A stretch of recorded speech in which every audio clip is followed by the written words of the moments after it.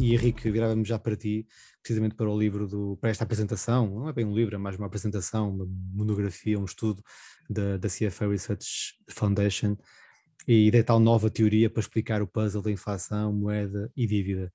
Queres fazer um pequeno briefing sobre este estudo e sobre o que é que achaste destas duas teorias, não é?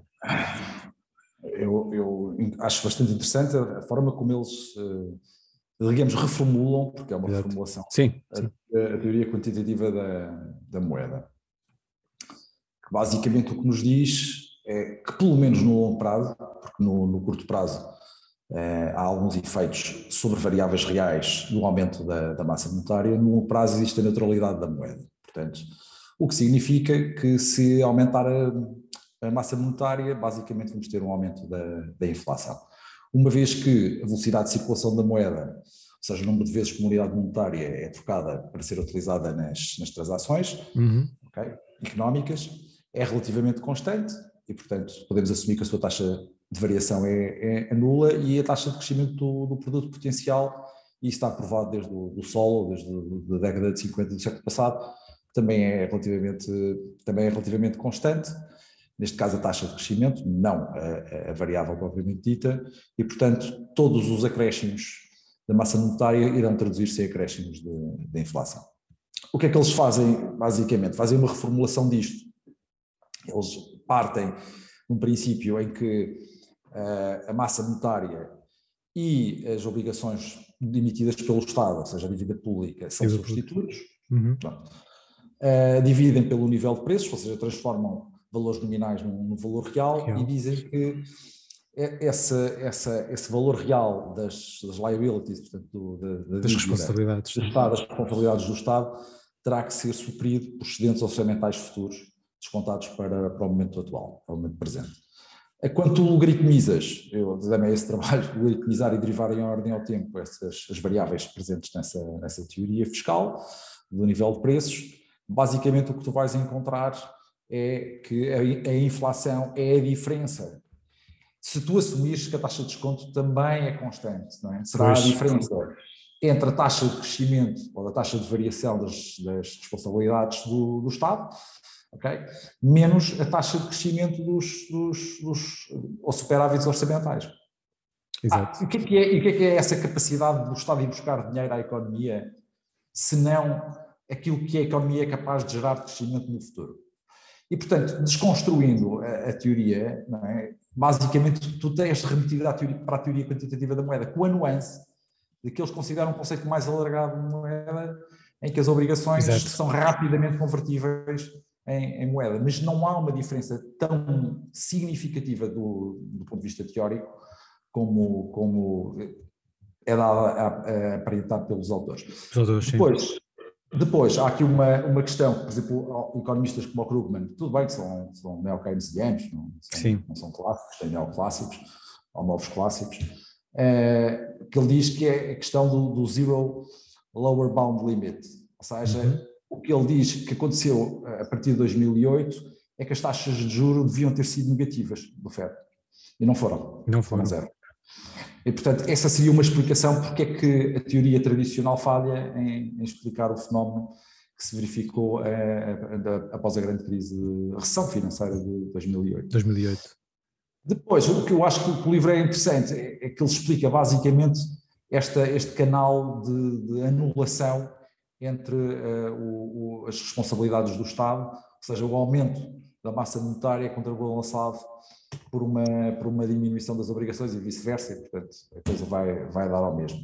Ele também mostra, por exemplo, que as reservas monetárias junto dos bancos comerciais e junto do Banco Central basicamente anulam aquilo que foram os empréstimos aos próprios bancos, e depois por várias fases, uma tabela muito interessante, ele mostra que há 4 fases basicamente.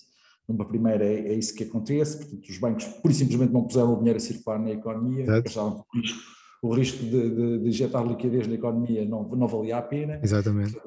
No fundo fizeram um credit crunch, o racionamento de crédito, por via daquilo que é a avaliação de risco que os bancos fizeram da atividade económica, não é? na altura, e assim sucessivamente. Não vou estar aqui a entrar em pormenores técnicos sim, mais maçudos para os autores, mas basicamente o que eles dizem é que há sucessivamente uma anulação de uma coisa pela outra, e que de facto as expectativas dos agentes económicos é que o governo fosse capaz de gerar meios suficientes para pagar a dívida no futuro, sim.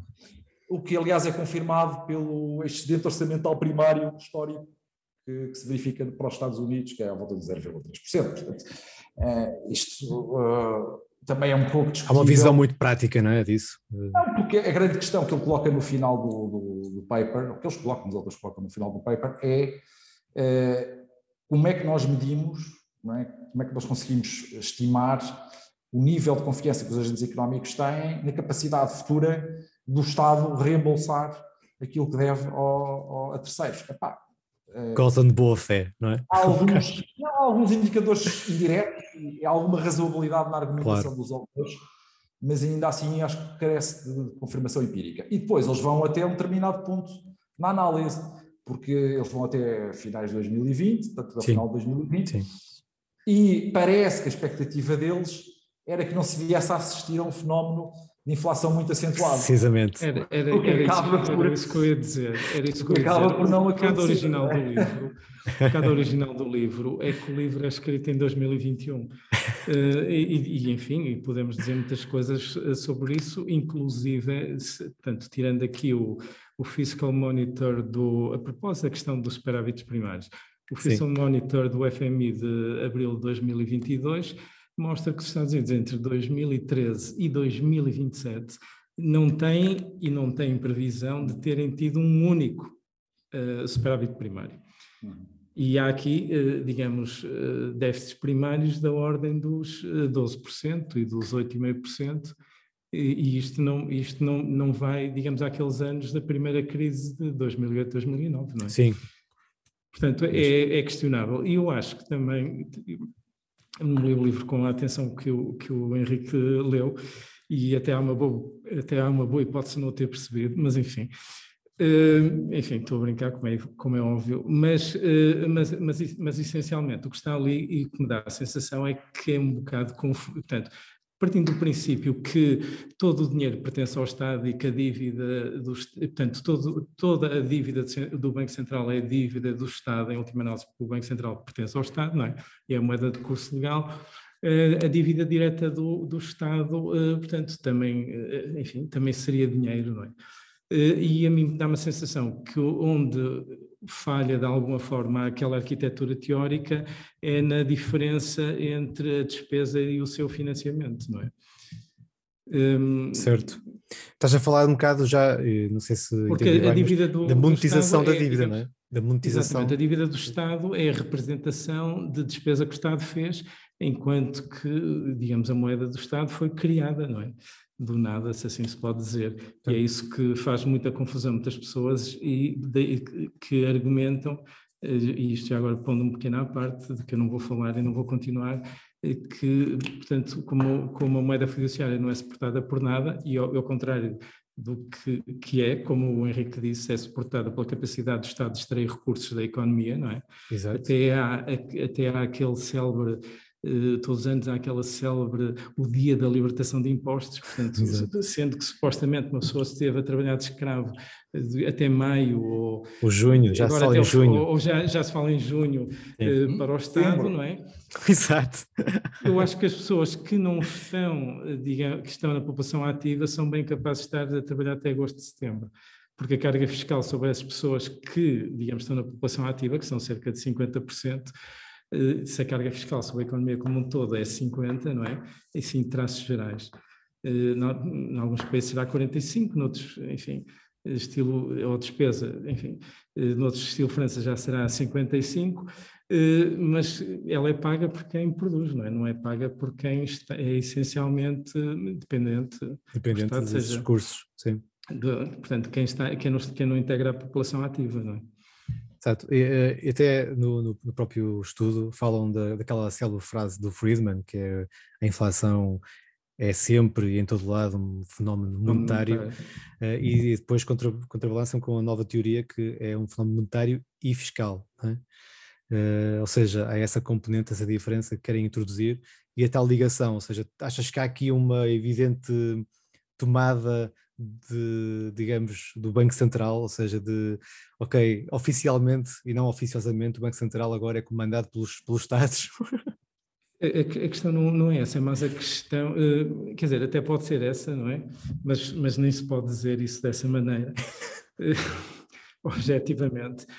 Mas a questão é que os bancos centrais fizeram quase tudo o que poderiam fazer, não é? E a partir de agora o que se fala é, digamos, na dominância, não é? Da política fiscal daqui para a frente, se nós quisermos ter resultados em termos de estabilizar a economia, não é? Portanto, os bancos centrais fizeram tudo e mais alguma coisa, não é? Menos confiscar o dinheiro às pessoas, e eu até nem concordo que as taxas de juros foram a negativo, não é? Ao contrário do que está dito no livro, nos Estados Unidos não foram a negativo, mas como houve quantitative easing, há inclusive estudos, eu posso partilhar se quiserem, um dos quais da senhora Janet Yellen, que é bastante conhecida, que Sim. dizem que o quantitative easing é equivalente a mais uns pontos percentuais de redução das taxas de juro e que, na realidade, as taxas de juro resultantes, ou a política monetária resultante do valor das taxas de juro, das reduções de taxas de juro e do quantitative easing, teriam um equivalente que seria uma taxa de juro diretora composta que seria negativa. Por isso, e isso coloca-nos, digamos, o reverso da medalha. Deixa-me só...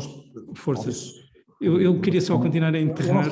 Sim, mas eu não estou a defender o Krugman, mas faz sentido o que eu estava a dizer, porque tu repara, quando tu te compões, e já estamos a falar dos Estados Unidos, e convém que os nossos ouvintes percebam isso, não é? Portanto, a economia americana não é a economia da zona euro, não é outras economias. Isto é um artigo muito dedicado à economia americana que tem as suas especificidades. Desde logo, se fizerem o rácio entre os ativos da Fed, dividido pelo PIB norte-americano, a percentagem é muito inferior à de outros países, que são economias desenvolvidas, como o Japão, a Suíça, etc. etc. Mas a questão é esta. Quando tu vais ver o balanço da Fed, tu vês que o aumento de 2007 a 2014 é quase o dobro, e isso não é compensado pelos depósitos que as famílias têm, os depósitos à ordem, os checking deposits que elas têm no banco. Ou seja, os bancos preferiram ter as reservas, esse dinheiro que foi emitido a mais, depositado junto da Fed. Ora, se as taxas de juros fossem claramente negativas, fossem menos 5%, menos 6%, é óbvio que os bancos não iam lá dificilmente iriam lá pôr o dinheiro e, portanto, teriam forçosamente que arranjar outros canais para o aplicarem. Sim, é uma espécie deste balanço, né, que estavas a referir, não é? Isto é a percentagem Central Bank Sheets, percentagem dos bancos. Vês aí o FED a vermelho, não é? Portanto, que é isto aqui é em percentagem de GDP, portanto, percentagem do PIB. Do PIB. Aqui em vermelho, o FED não chega aos 25% em 2022, não é? Do produto interno bruto norte-americano. Se formos ver, por exemplo, o Banco do Japão, que está ali a cinzento, ultrapassa os 125%. E a Suíça. E vocês imaginam qual é um... Não, mas estou a dizer isto, José Carlos, o que eu quero dizer é Sim. Se a Fed tivesse colocado taxas de juros negativas, mas claramente se menos 5%, menos 6%, eu estou a falar de taxas de absorção de liquidez, isto para ser bastante claro, os bancos não teriam posto lá o dinheiro depositado quietinho.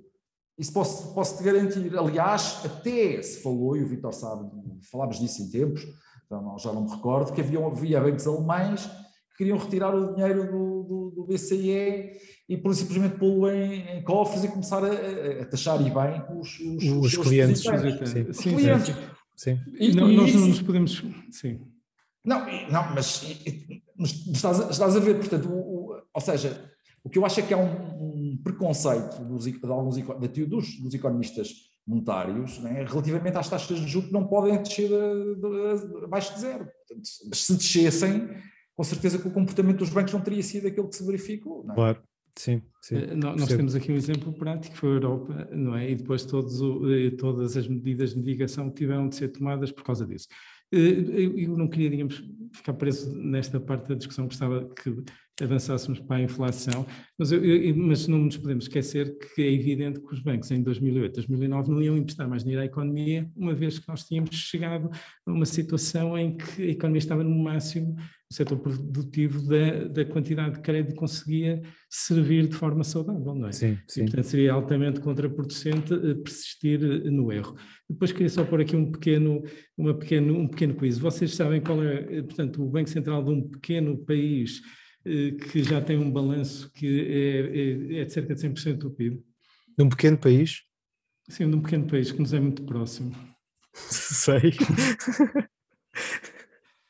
O balanço do Banco de Portugal... Eu ia dizer Portugal, mas achei... É de 219 mil milhões de euros, bilhões. Ou seja... Porquê? Porque, na realidade, quem comprou as obrigações... Sim, é o Banco Nacional. Sim. É o Banco Nacional, portanto, ou seja, o balanço que expandiu é o balanço do Eurosistema, mas na realidade as OTs, as BTPs, as Bundes e essa coisada toda ficaram nos balanços dos respectivos bancos nacionais.